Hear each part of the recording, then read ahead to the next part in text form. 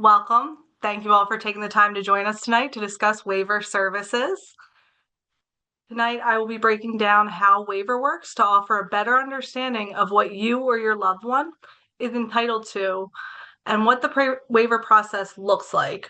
Waiver services for individuals with an autism or ID diagnosis. Little history lesson. The name waiver comes from the fact that the federal government waives medical assistance or Medicaid rules for institutional care in order for Pennsylvanians to use the same funds to provide supports and services for people closer to their own communities. So, this is the hierarchy of waiver that we are looking at right now. ODP oversees all of the other entities. So let's take a deeper look at what that exactly means. What is ODP? ODP is the Office of Developmental Programming. This program oversees all aspects of waiver services, including policies and regulations for providers, training requirements, and administering waiver services. That's a whole lot for one entity to do. So they break it down into 4 subcategories. And I promise all of this is relevant as we go on. So the 4 subcategories are licensing for providers, investigations, outreach and training, and lastly, overseeing and monitoring county and administrative entities. Now, county and administrative entities are in charge of managing capacity of Medicaid waiver programs. Each county has their own set number of waivers, and it differs from county to county how many they do have. And you'll hear more about that when we discuss waiting lists and so on and so forth as we go on. They also authorize services and approve ISPs, which is the document you transition to. I know we're all familiar with IEPs, but as we age, that switches over to an ISP, which is an individualized support plan. And the county entities also determine eligibility. This is who you will work directly with when applying for waiver services. You would contact your respective county entity. I do want to mention, just for anyone kind of mapping a timeline in their head, the wait for waiver submission review is typically 4 months. So once you submit your application, it's about 4 months until you'll hear anything back. So just keep that in the back of your head during your transition planning. And once you are approved, you will start to receive base services, which is just supports coordination services until you get fully enrolled in waiver. Now, that being said, what is supports coordination? In an ideal world, you only had to wait a little bit and you've been approved for waiver. Yay! Now you have to find a supports coordinator. The role of the supports coordinator, or SC, is to support you with finding providers and services. SCs also work as the check and balance system to ensure outcomes from that ISP we mentioned earlier are being met. They will help you chart your life course. Life course is a tool used to help you or your loved one live everyday lives. This tool helps consider what your life will look like in all aspects. This includes daily living, community, safety, security, different spiritual aspects, and advocacy. Once you determine what services you are interested in, you will begin to look for providers. The SC will help connect you with providers to explore different services. Or another avenue that someone did ask about prior to this webinar is self-directed. Self-directed service is when an individual selects someone they have a personal relationship with to step into a supportive role, and that is funded through waiver. And once you get in contact with your SC, they'll kind of help you go through another agency to get all those kind of checks and balances to have that person step into that role. And what is a provider? Provider are team members that provide the service directly to the individual. This will be companion services, supported employment, residential, etc. Those will be the people who will be working closely with your loved ones. They will be the core members of your team, supporting during the life I will drop in the chat at the end a link to the county website that helps you review different providers. Because I know everyone's probably thinking, well, how do I find them? The county does have a website you can scroll through. You can click on your county, select the service you're interested in, and then kind of search and just look through different programs, providers, and things like that to kind of start to get a list of what you or your loved one is interested in utilizing. That's one of the steps that helps kind of start this process. Now, the big question everyone always wonders, what does waiver services cover? So waiver covers many things, but they fall into 6 main categories. Daily living / personal support. That helps with ADLs, dressing, meals, preparation, things like that, supervision, and just kind of learning to manage a home. And then skill building, that is your supported employment, your day programs, your community participation supports, all of those would fall under skills building. And then behavioral / clinical, that's your behavioral supports, your therapies, nursing. And then family and caregiver supports. This one, I do want to mention respite. Respite is an alternative caregiver to assist with your loved one while you take vacations and things like that. That is something you can work into an ISP that is funded through waiver to allow people to travel, allow loved ones to travel. And if they do travel in some capacities, you can bring your services with you when you travel, depending on the duration. And another service that is allowed in the plan is a supports broker. Supports brokers help to manage and help with managing services and making sure you're utilizing the budget of your plan to the best of your capacity.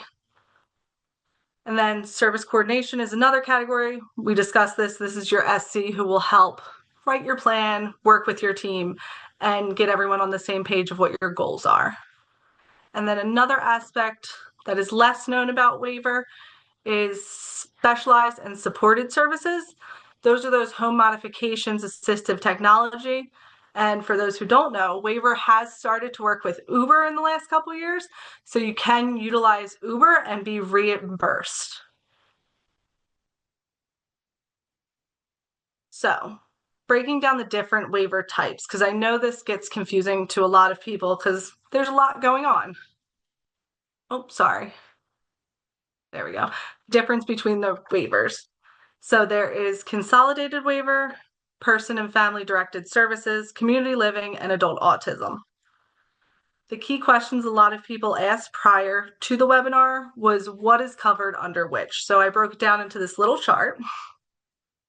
And as you'll see, consolidated does cover residential, whereas person and family and adult autism typically do not. And we'll get more into the differences. So you are assigned your waiver based on your PUNS. PUNS is the prioritization of urgency of needs. This determines who is most needing of services at that specific time. To move to different waivers, you will need to be exhausting all your current waiver budget or a change in life circumstances. That's typically when we see. This is where you'll hear a lot of, I've been waiting for so long. This is how we kind of go through the steps of waiver, how you would get to your next step. And Pennsylvania assigns waivers based on which system you enter, your diagnosis, and your level of care, not personal preference, because I'm sure we would all love the consolidated uncapped one, obviously. So a lot of people did ask. The adult autism's budget is based on needs, not so much a cap, so it varies from person to person, whereas person family directed services, that's at PFDS, this caps at 47K typically, and that's usually your starting tier for waiver services. After your base services, you would then move to your person family directed services, where your cap would be the 47K. The next phase after that is the community living, which is 97K. And the consolidated has no cap. The no capped one is for people who have the most complex medical history, and so on and so forth. But also, as we age, our needs age. So you'll kind of see that in the process as you started as well. Kind of the older you are, the quicker you move through. Now, that doesn't mean to deter you guys from starting the waiver process earlier. It shouldn't, but it's just to consider kind of the natural course of waiver services. Now, discussing the ages and when you can start applying for waiver. There typically really isn't a set age you can apply to waiver except for the adult autism waiver. That does begin after 21. But the other waivers you can start applying to as early as 9, I would say. Um, you can get all of that in and get that process started and just start your waiting spot in line, essentially. I know that doesn't sound great, but it's better to start at 9 and just kind of wait your turn and kind of have all your ducks lined up for when that scary 22 mark hits. Now, big question we heard. Who do I call to start my waiver process? So you're going to locate your county office and call the ODP customer service hotline, which I have listed. There's also this link that we will share out at the end of the presentation.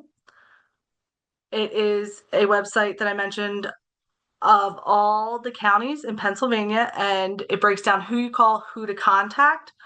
We will also, at the end tomorrow, be sending out a waiver checklist because it felt like a lot of families were struggling to figure out where to get started. So we did take the initiative to kind of jot that down to make it a checklist, easier sorts to follow to help you get your process going. Now, I do want to mention our March webinar that is coming up. It's our parent education webinar. Please make sure you check it out. It is for free or low cost programs, medical assistance benefits, ESY, and camp programs.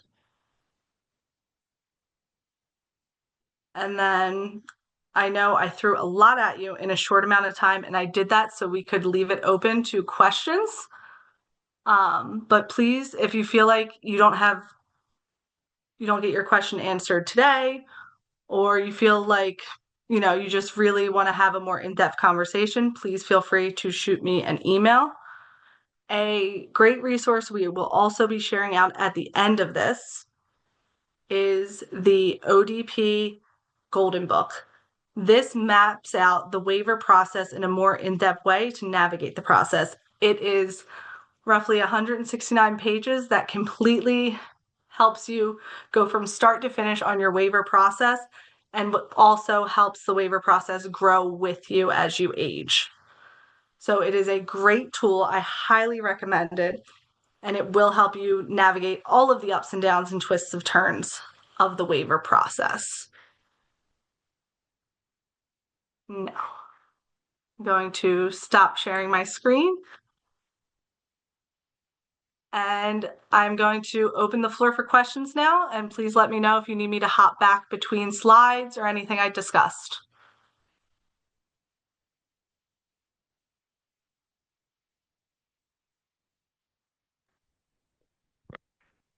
Hi, my name's Jennifer, and my son is just starting the waiver process because he'll be turning 21 in May. So I do have, I was very fortunate before my coordinator at Guidance Resource Center retired. She got me set up with the IDD waiver and People's First, but I'm starting the process with People's First, and there's so much paperwork, and I'm just starting the process, and it's just very overwhelming.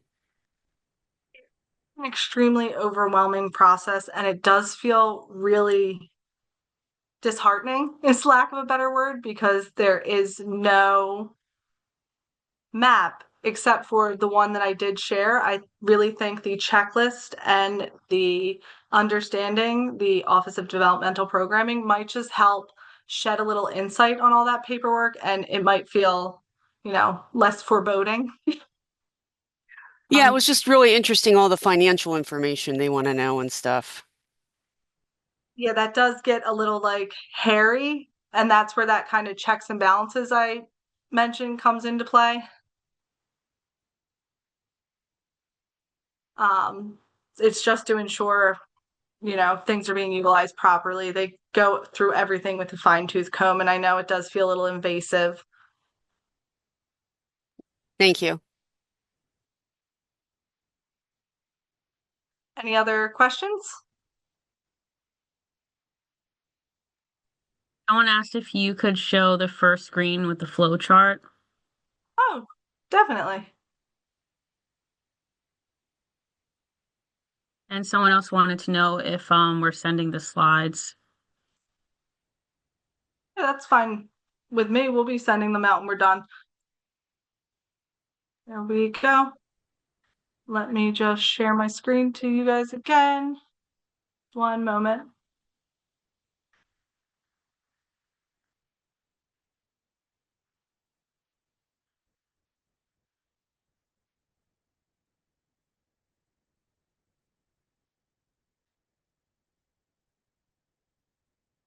You guys seeing the flow chart? Um, there is the chart. Yes, I see it. Oh, sorry, I had to pull the chat up. I have too many screens open. I do apologize. Yes, this webinar will be available also, and we will send the slides out as well. Yes. Did anyone have any specific questions regarding the flow chart? Oh, IDD and ODP are just used interchangeably. It's intellectual and developmental disabilities, and they're both under the ODP waiver. Great question.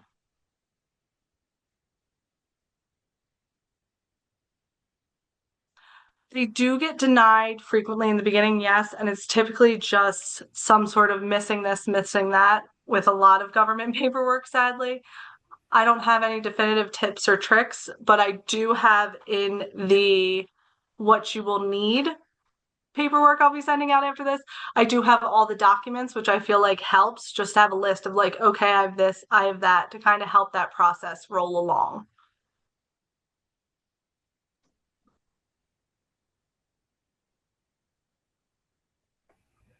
Um, if the child has an autism diagnosis, but it's a little higher up on the spectrum or higher functioning, does the waiver which you apply for differ, or should you go for the autism waiver, or do you have to go through ODP?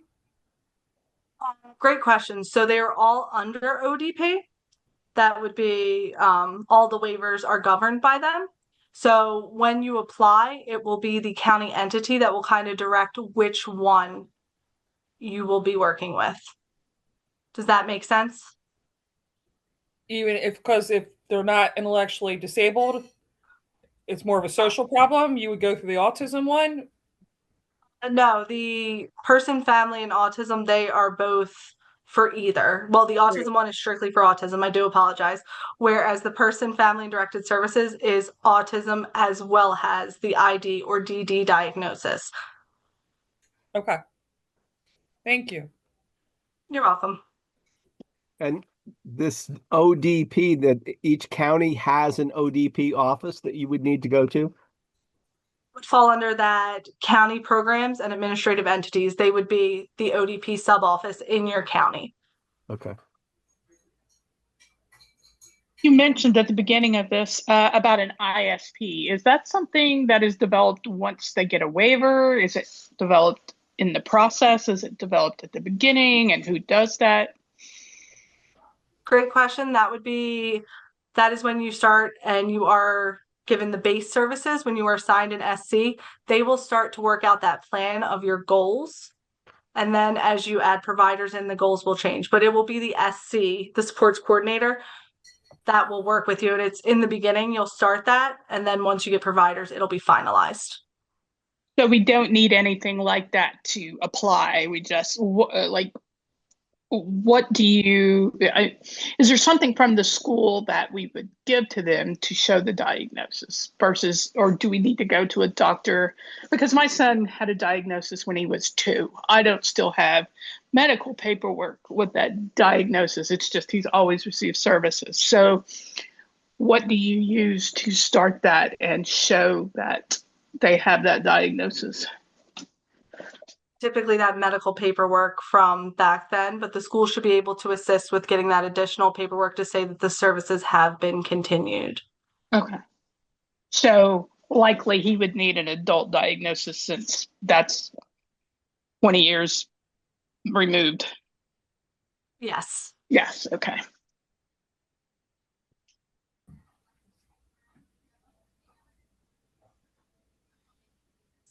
So if anyone doesn't have any other questions, I can slide over to the chat to see what's been going on over there for everyone. Some questions in the chat.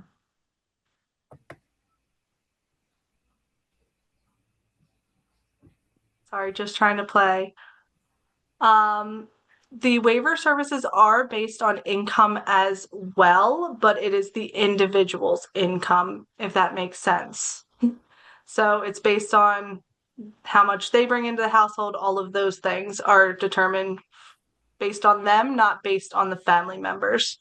And that question was, are the waivers based on income in addition to developmental needs or only based on needs? And it is all based on the individual, not the family's income, if that makes sense. Yep. And our next in the chat, so are you saying county will direct you on which waiver you will be eligible for? Yes, they'll be the ones working with you to determine which waiver services fits your level of needs best. So it's all is based on levels of needs. And that's how they're going to determine who gets waiver slots, who falls into which category, and where they fall in the category process if they're moving up, or, well, up's the only way to go, which waiver they get and how quickly they move up.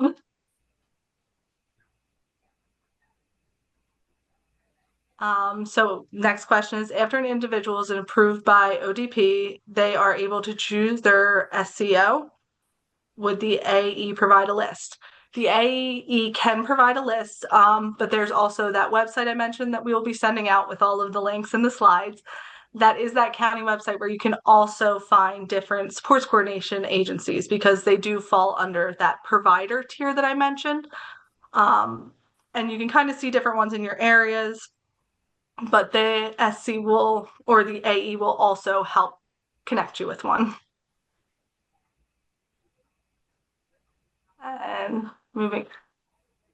And then the next question is this, it says, if I have a PUNS that still requires residential living in 12 months, does that mean you will be approved for the waiver within that year?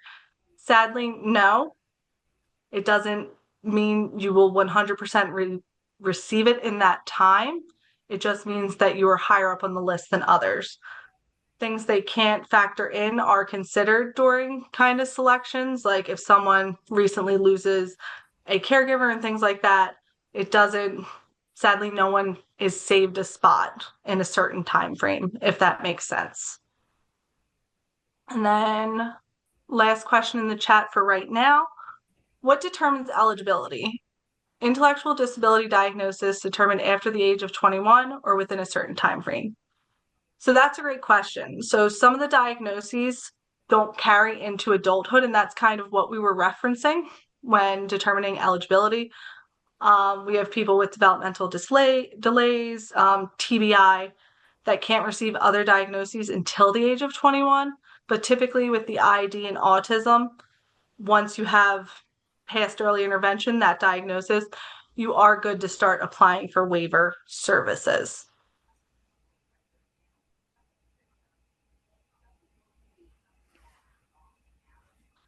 And then we're getting more questions. I love it. Thank you guys for keeping the chat alive. And next question is, how recent does an autism diagnosis need to be? And then there's,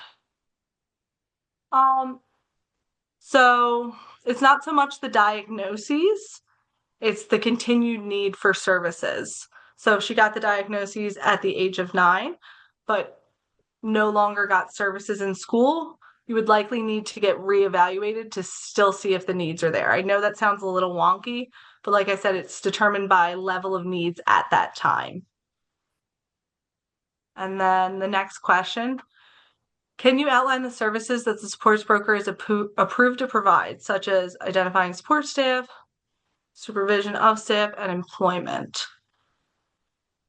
So the supports broker typically deals with the financial pieces of things, whereas the SC more assists with finding the providers. So your supports broker helps manage your budget to ensure you're utilizing it to the max capacity. I hope that helped answer your question. If not, please jump in the chat and I will re-clarify.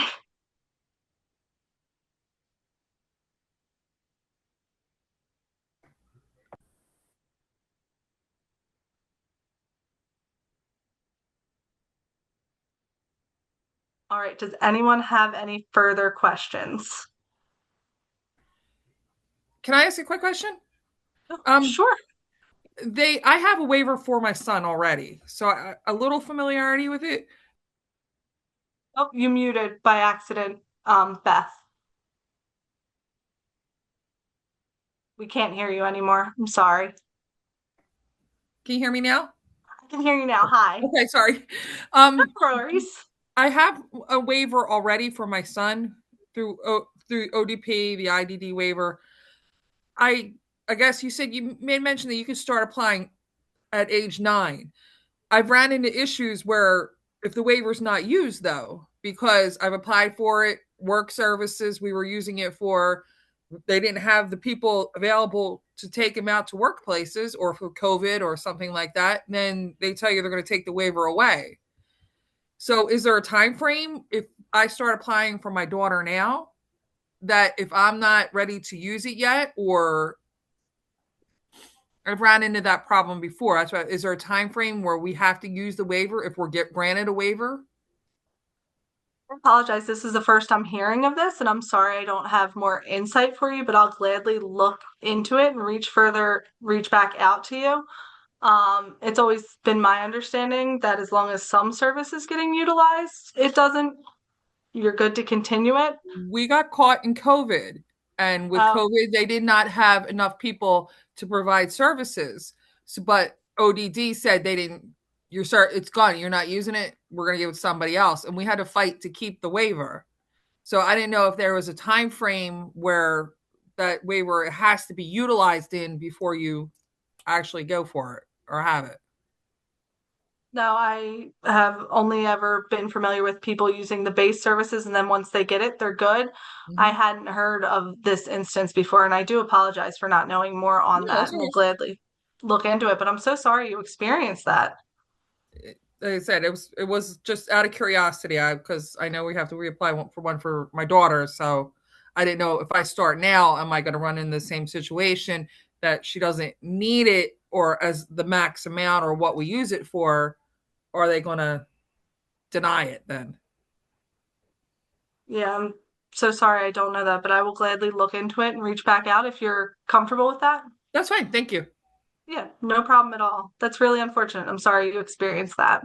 Okay. Where do we find out what kind of services waivers would give to you? A lot of stuff today, we just pay for my son for what he needs. We don't really know that much about waivers or what they do. So bear with me while I use technology. Oh, okay. So we're going to get to I apologize. I have COVID at the moment, and so I was a little late to your meeting, but no worry at all. I kind of sped through it a little bit so we could get to the Q&A because I figured that's where everyone could really get to the meat of what they needed. But yeah, this is a breakdown of the different aspects that waiver covers.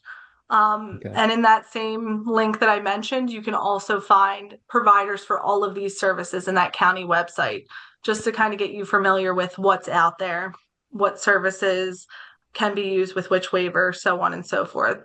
But yeah, this is just kind of a brief overview of all of that. And this will be sent out. Terrific. Thank you. And then, did anyone have any other questions before I hop back into the chat?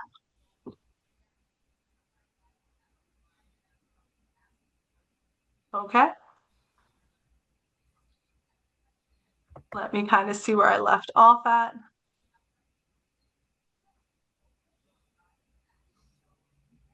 Okay, someone's question got split off in the middle, so bear with me, please. Someone mentioned that their son is graduating this year, and should they ask the school to complete an updated reevaluation since he graduates this year and his last reeval was 2 years ago? Is a reeval report necessary for the application process? It's not necessary, but like I said, those snapshots of kind of seeing where you are in the moment on your level of need always helps. So I think it would be a good idea to explore that, to get the reevaluation, to get that snapshot of here's where your son is right now with his level of need.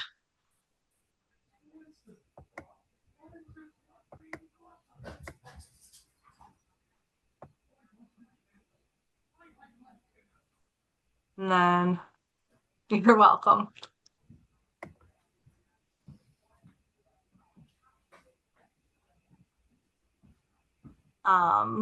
So someone in the chat asked about New Jersey and the SC role, including searching and vetting for supported staff. I'm not as familiar with NJ. I'm only familiar with Pennsylvania, and I do apologize for that. And then I'm moving on to our next question. As a fellow parent, my son's exit IEP meeting, which is triennial, I request all evaluations be updated. So, oh, sorry, you were answering someone else. Thank you so much.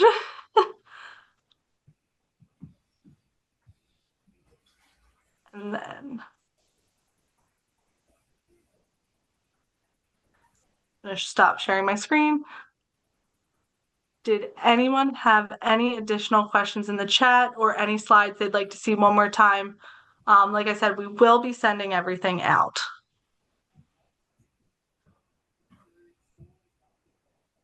I have a question. Sure, hi. Hi. I applied for what I thought was the waiver program, and it was the Office of Developmental Programs for the Home and Community-Based Waiver Program. Is that the waiver, like the general waiver that you're talking about? Yes, the in-home and community supports falls under all of the waivers I mentioned. You can utilize that service through all 4 waivers. Okay, so I also took the medical evaluation to his doctor, and I got the response that did not recommend an ICF/ORC level of care. Can you tell me what that means? Sure. An ICF is an intermittent care facility. That is usually for people who have multiple diagnoses and require round-the-clock nursing care, round-the-clock supervision, all of those things. So that would be a little different from the waiver. That's a more intense and all-encompassing support that people utilize. So the evaluation recommended an ICFID level of care. What is that? An ICFID, they said, would be what was Yeah. recommended. That's what the evaluation that the doctor filled out recommended. They're saying he's not eligible because the doctor didn't check off the appropriate level of care. Am I applying for like the wrong thing? Because he's definitely not residential. Yeah, it almost sounds, sorry, I don't have it in front of me, but it almost sounds like the doctor checked off the wrong thing. Yeah. If that makes sense. Like I said, I don't have it in front of me, so I really can't give a definitive answer, and I do apologize for that. Okay. But if you want to shoot me an email, maybe I can help you more. Thank you. offline if that works for you. Sure. Yes, that would I be didn't great. want to be like, drop it in the chat Thank because you. that's a little silly. Okay, thanks a lot. No problem.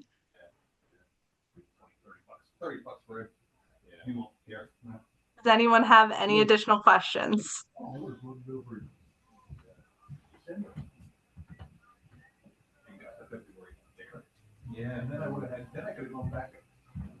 I feel like I have to read more of because I got here late, read more of your stuff once it comes out and then do more exploration. If we do have questions, can we email you or whatever? And Yes. My okay. email will be shared out with all of the additional items we mentioned. Okay. That includes the golden book that helps you work through the entire waiver process, goes into much further detail than I do about what services you're eligible for and that. Turn it. You on mute? Yeah. Sorry, someone's not muted. There we go. Sorry, we were just getting a little feedback. Yes. Yeah, we'll be sending all of that out. And if you do have additional questions, please feel free to reach out. Thank you. Does the type of medical insurance person has affect their ability to receive waiver services? Great question. It does fall under the Medicaid services, so it does help if you do have Medicaid. So that might actually be the real step one of the waiver process. And like I said, the book that I'm providing at the end is written and produced by ODP. So it will outline kind of any tips or tricks there are to the waiver process, such as which insurance to have, if you should have SSI already, if you shouldn't, all of those things. And like I said, any additional questions, I'm more than happy to answer for you. Someone said, thank you for hosting the webinar. You are more than welcome.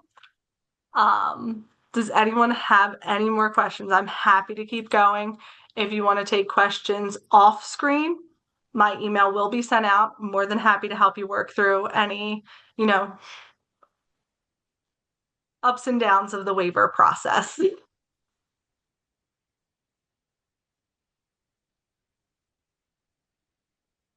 You don't know what the income limit is for waivers for the personal person, right? Because my son gets SSDI based on his own work record, based on my work record, and he also works part-time, like 19 hours a week. Now, from what I've seen, and you can see it in the book as well, it says you have to make like 300% more, and that's a direct number from the book, more than your SSI for it to affect it. So Okay.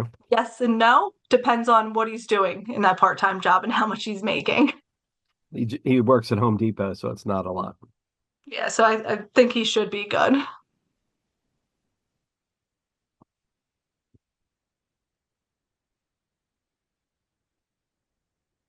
All right. Well, you're welcome.